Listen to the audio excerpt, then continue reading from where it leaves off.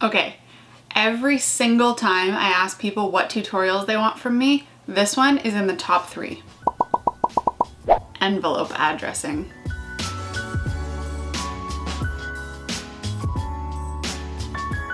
Hey, I'm Becca with the Happy Ever Crafter, and in this video I'm going to walk you through the basics of envelope addressing. In this one we're not doing anything fancy, we're just doing 3 really simple envelope addressing techniques. You're going to learn how to do 1 left justified, 1 right justified, and 1, most importantly, centered. Now the other thing is I also have a free envelope addressing template for you, so before we get started make sure you grab that down below and let's jump right in. Alright, first things first, I often get asked about the rules with the post office for what you're allowed to do on envelopes when you're getting a little bit fancy.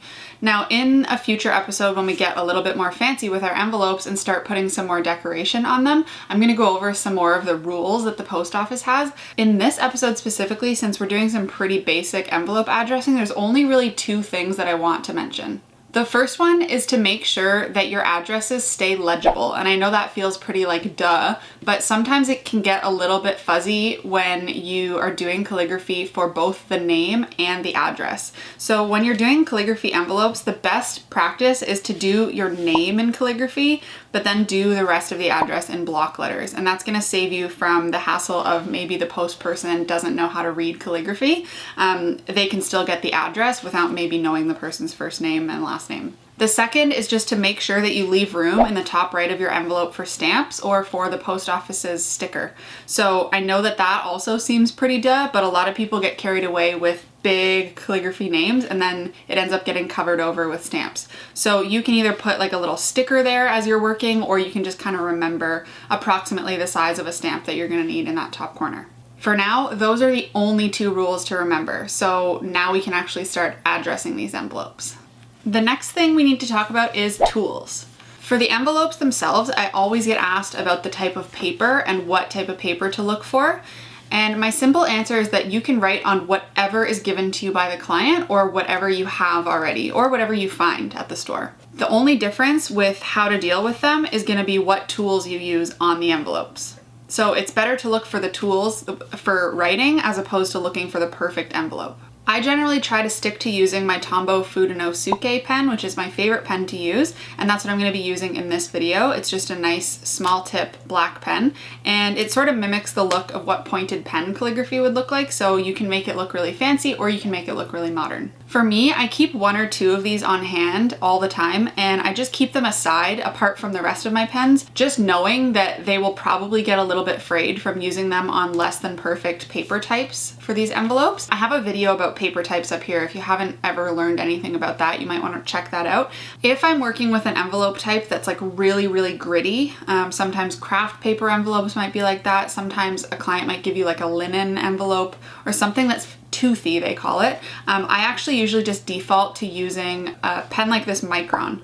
These are not brush pens, they're just normal felt tip pens, and you can use whatever pens you want, but if they're not brush pens then you don't run the risk of them getting frayed. So you can just use these and do faux calligraphy. And if you don't know what faux calligraphy is, again I have another video for that up here. So long story short, for the envelopes in this video and for my standard, I usually just use whatever envelopes I have hanging around, a Tombow Fudenosuke, and a Micron pen. For this video, you're also going to want a pencil and eraser, a ruler. Lastly, make sure you've grabbed this free envelope template. I just printed mine out and then I traced it and put it onto some harder cardstock paper. So this is like a nice thick cardstock paper, and you will be able to use this over and over again. So make sure you've prepped that before we jump in. And I also have actually 1 more secret weapon, but I'm not going to show it to you yet. It'll make more sense when we actually start working through this. Okay, so again, in this video, I'm going to walk you through my process for doing envelopes with a calligraphy first and last name, and then block lettered address underneath. And so it's nothing fancy, but I definitely want you to be able to grasp the basics of doing a left justified address, so this one's lined up on the left, a right justified address lined up on the right, and then most importantly and most frequently asked, a centered address. So I'm going to walk you through each of these and my tips and tricks for all of them. The first thing I do every time, no matter what, is I take a scrap piece of paper and a pencil and I write out the first name and the last name of the person that I'm addressing this to in my calligraphy. So it doesn't have to be your perfect calligraphy, just kind of the general shape of your calligraphy so you can see it. So this first name that I'm gonna do is Kate Hodge. So I just write that out in calligraphy.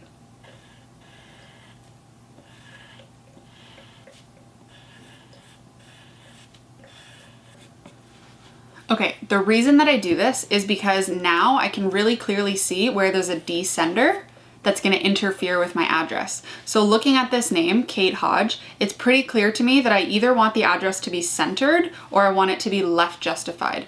And because we're trying to show different versions here, I'm going to do left justified for this first one. So there aren't any descenders along here that are going to interfere with my lettering. So that's what I'll choose for this one. The next name that I'm going to do is Mary Jamies. So I'm going to write that name out again. Again, this can be really messy. It doesn't have to be fancy. But with this one, now I'm seeing that I have a descender pretty much in the middle of my name. So this one feels pretty clear to me that it should be right justified over here. Okay, so the first one, left justified. The second one, right justified. And then the last name that I'm doing is Sarah Brown. Okay, and with this one, I can see that there are no descenders, so I can really put this one wherever I want. I'm gonna do this one centered.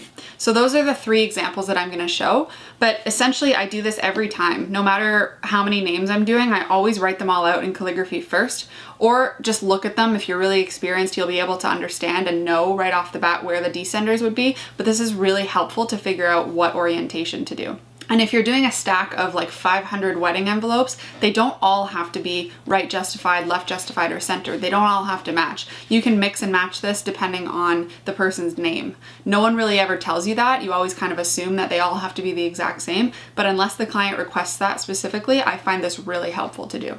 My next tip is to always work from the bottom up when you're working in calligraphy. That way you're gonna know exactly how much room your address is gonna take and you're not gonna run out of room, and you're also gonna leave room for your stamp at the top, and your calligraphy is the part that's gonna vary depending on how much room you have on your address, on your envelope. So if you've printed off the envelope template like I have and you've cut it out, you can just put this right over top, and this is going to help you with your address. Now you have the exact same spacing for all of your block letters in these lines, and that center line is going to tell you where the middle of the envelope is. Now if you're using an envelope that is not this exact size, it's totally fine too. You can either use a ruler and a pencil to mark out your lines and to measure everything out beforehand. Just do it in pencil really lightly so you can erase it afterwards.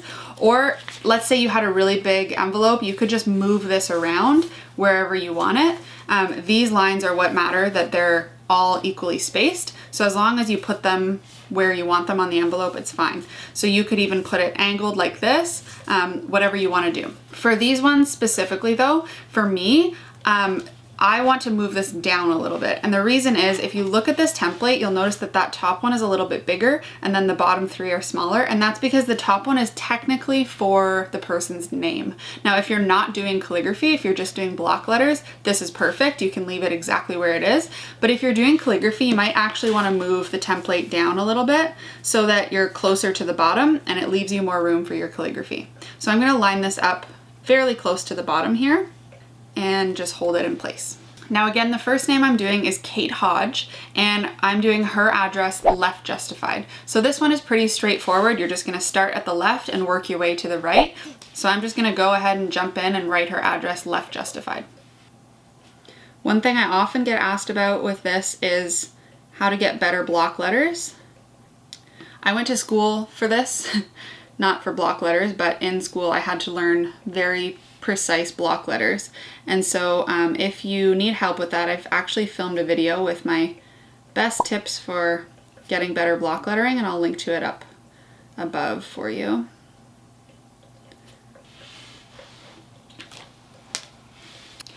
Then once you have your address written on in pencil, you can see exactly how much room you're going to have left for your calligraphy name. Now at this point, you're going to take your ruler and draw yourself a guideline wherever you want it along here. And then you can just start using your pencil to write out the person's name in whatever size you want to. For me though, this is where my secret weapon comes in, because I don't necessarily love putting pencil marks on my page. So I have what's called a laser level. This is just from the hardware store. It's just a really simple laser level. It's called a Johnson Hotshot, and I'll link to it down below, but any laser level is fine. And the great part about this is it's just gonna shoot a straight line right across. You can measure points on either side of the envelope if you want, but I just eyeball it.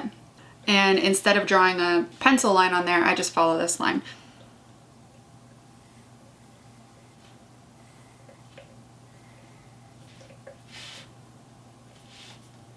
And there you have it. So that's pretty much exactly what I want it to look like.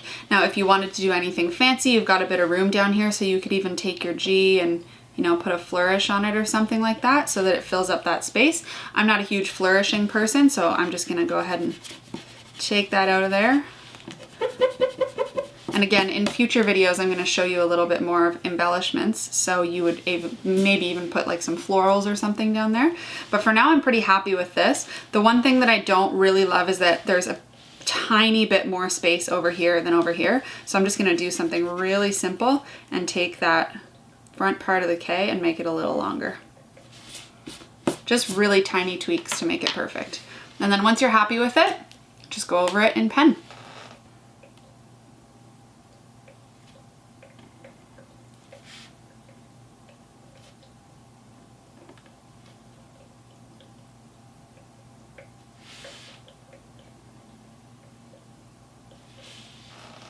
You'll notice that I'm sort of going over this again.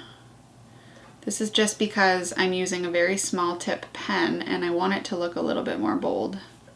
So I'm just carefully going over the edges here one more time. This is totally optional, style choice.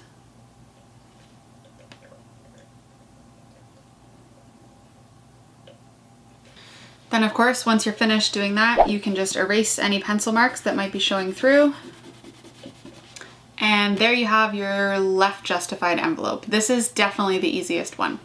Next, we're gonna do the right justified envelope. So this one, we're gonna line up sort of similar, closer to the bottom, like not having it perfectly centered as it would be if you just fit it right to the envelope. Same thing as the last one, we're gonna move it closer to the bottom, but this time we're working from the right over. And so for this one, you're actually gonna write backwards. With block letters, that's not actually very hard because you're still writing the exact same way. You're just writing it in the opposite direction. So it helps to have the address written out in front of you so you can just look at the letters instead of having to spell it backwards in your head. But we're essentially doing the exact same thing. So for this one, this is for my friend Mary. Mary is fake. But yeah, I'm gonna start from the right and move over. So all you're doing is writing the address the exact same way from the back.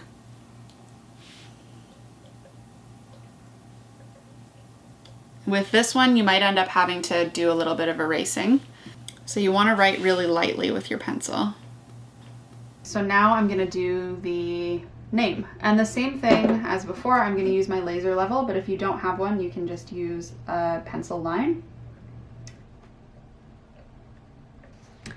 And that's it for the right justified. Okay, the last one is by far the most difficult, and it's hands down the most common question I get about envelope addressing, and that is centering. My number one tip for centering addresses is to actually print out a copy of the address and use the centering function on your computer to see how the letters should line up. So this is just a font that sort of looks like my block letters, and I have centered it on the computer and printed it out so I can keep it as a reference beside me. You can measure it out with your ruler if you want to and mark where the center line is, or you can just eyeball it, but it's really helpful to be able to see sort of which letters and numbers stack on top of each other to get them to be perfectly centered. So I'm going to keep this off to the side while I'm working on this centering. With this one, I actually want you to start your address in the middle. So I'm going to start with 2150 Johnson Street, and I know that about here is the middle. So my H, the right side of my H should line up perfectly with that center line. So I'm gonna start that right here. And then I'm gonna do the rest of my word around it.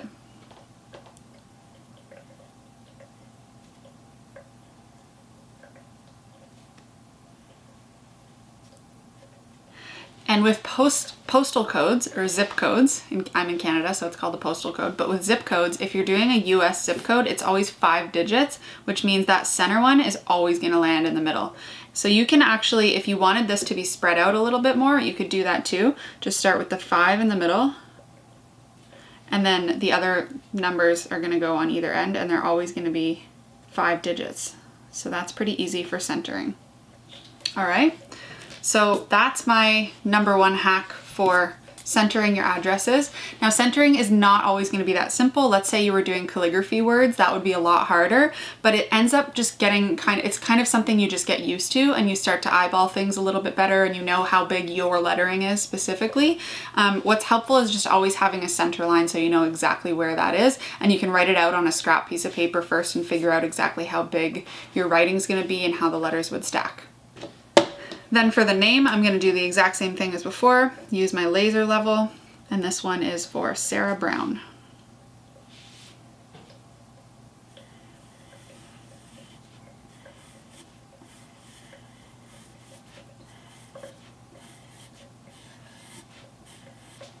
And there's your centered version. So now you know how to do left justified, right justified, and centered. In my next version, my envelopes 2.0 video, which will come soon, I'm gonna do a lot more embellishment things, like how to add banners, how to add florals, all that kind of stuff, and how to kind of fill up space if you notice that there's any big bald spots. So for example, on this Mary Jamie's one, I would probably add like a fun banner or something on here, and it just kind of adds a little bit of oomph to your envelope addressing. So again, if you haven't grabbed that envelope template, it's linked down below. That's gonna be key. You can also make your own. So if you're doing a stack of like 500 envelopes and they're all gonna be addressed the exact same way, it's really helpful to make one of these. But I hope this gave you a good overview and gave you some good tips for doing left justified, right justified, and mostly centered. And again, I am going to do a 2.0 video, and I put out 2 new tutorials every single week, so make sure you hit the subscribe button down below, and don't leave without downloading your free envelope template. And I'll see you next time.